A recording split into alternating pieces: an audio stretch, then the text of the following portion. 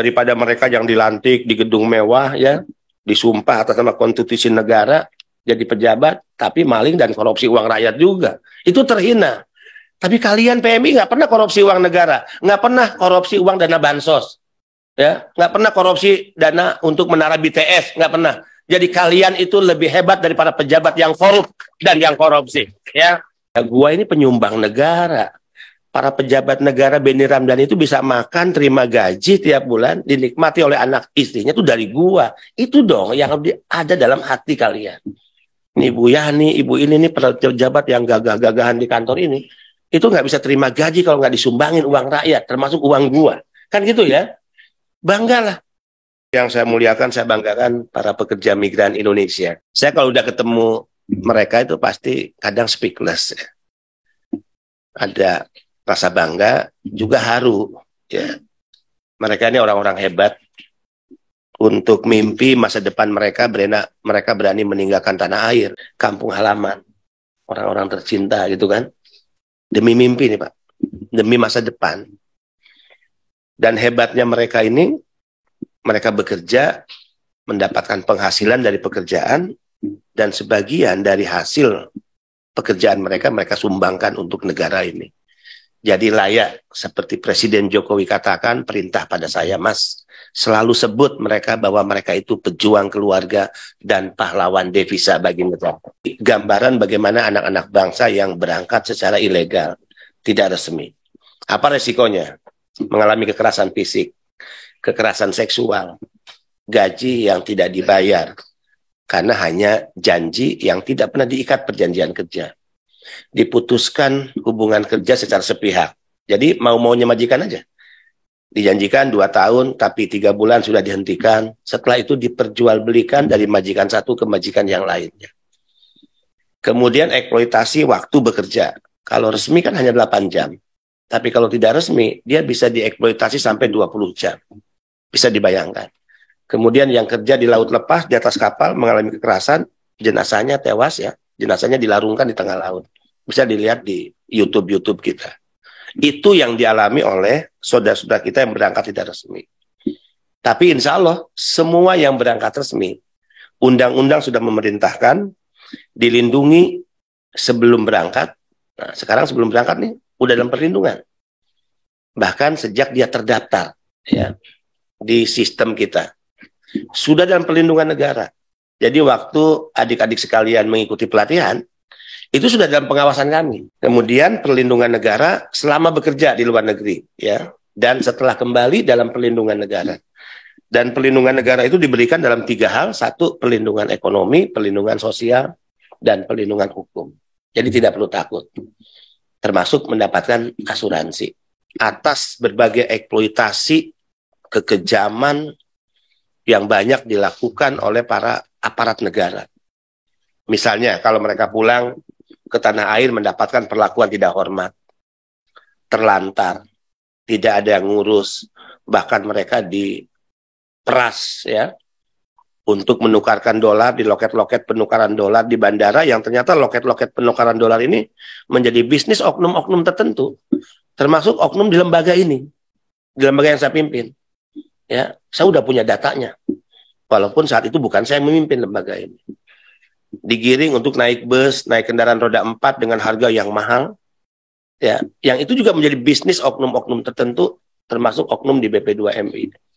Lembaga dulu. Kalau dolar tadi, 1 dolar 13.000 hanya dibayar 10.000. Selisihnya 3.000. Ini kan kejahatan-kejahatan yang dulu sering terjadi. Selalu ada penghinaan, selalu ada cara-cara merendahkan martabat pekerja kita. Presiden marah melihat situasi ini. Ingat Mas, mereka itu pahlawan. Setiap penyelenggara negara di Republik ini itu bisa menerima gaji itu karena uang rakyat. Bisa menerima fasilitas mobil dinas, rumah dinas itu dari rakyat, termasuk dari para pekerja migran. Karena dulu kita itu dirusak oleh oknum-oknum penyelenggara negara sendiri yang merawat mindset yang keliru, bahkan destruktif. Misalnya kalau memandang PMI atau dulu TKI itu memandang sebagai orang rendahan. Ya, pekerja-pekerja rendahan, orang-orang yang dianggap sebagai sumber masalah bagi negara.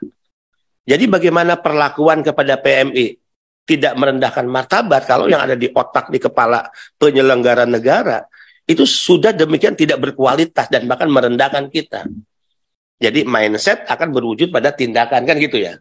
Kalian harus dilepas oleh negara sebagai duta bangsa, duta negara, untuk apa? Berkompetisi dalam merebut peluang kerja di luar negeri. Anda tidak hanya bersaing dengan teman-teman Anda di Indonesia loh. Tapi Anda juga bersaing dengan negara-negara yang ingin merebut sektor sebagai perawat di Singapura. Dan Anda mengalahkan mereka yang tidak bisa berangkat dari negara-negara lain. Pasti yang bersaing dengan Anda untuk masuk Singapura, pasti ada Filipina, pasti ada ada Nepal, pasti ada Bangladesh, pasti ada India. Bersaing. Dan Anda adalah pemenang. Pemenang ya di antara kawan-kawan Anda yang belum mendapatkan kesempatan dan menjadi pemenang dengan negara-negara lain yang juga ingin bekerja di Singapura sebagai perawat. Nah, hebatnya apa? Saya belum tentu sehebat Anda nih, ya. Nah, pejabat-pejabat saya belum tentu sehebat kalian. Kalian nih hebat untuk masa depan, untuk mimpi berani nih tinggalkan tanah air, kampung halaman, orang tercinta ditinggalin gitu ya. Setelah dapat gaji, disumbangin sama negara. Nggak hebat gimana? Kalian tahu, sumbangan kalian PMI pada negara ini setiap tahun itu 159,6 triliun. Sumbangan devisa terbesar kedua setelah sektor migas.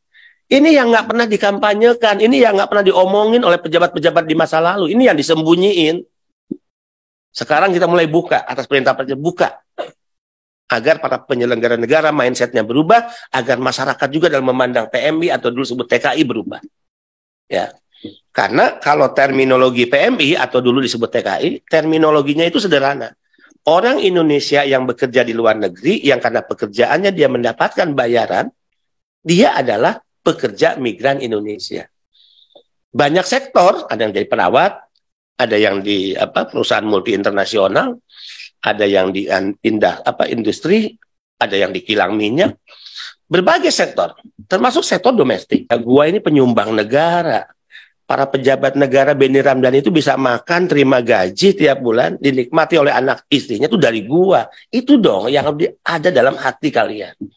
Ini Ibu Yani, Ibu ini nih pejabat yang gagah-gagahan di kantor ini, itu nggak bisa terima gaji kalau nggak disumbangin uang rakyat, termasuk uang gua. Kan gitu ya? Banggalah. Daripada mereka yang dilantik di gedung mewah, ya, disumpah atas nama konstitusi negara, jadi pejabat, tapi maling dan korupsi uang rakyat juga. Itu terhina. Tapi kalian PMI nggak pernah korupsi uang negara, nggak pernah korupsi uang dana bansos, ya, nggak pernah korupsi dana untuk menara BTS, nggak pernah. Jadi kalian itu lebih hebat daripada pejabat yang korup dan yang korupsi, ya.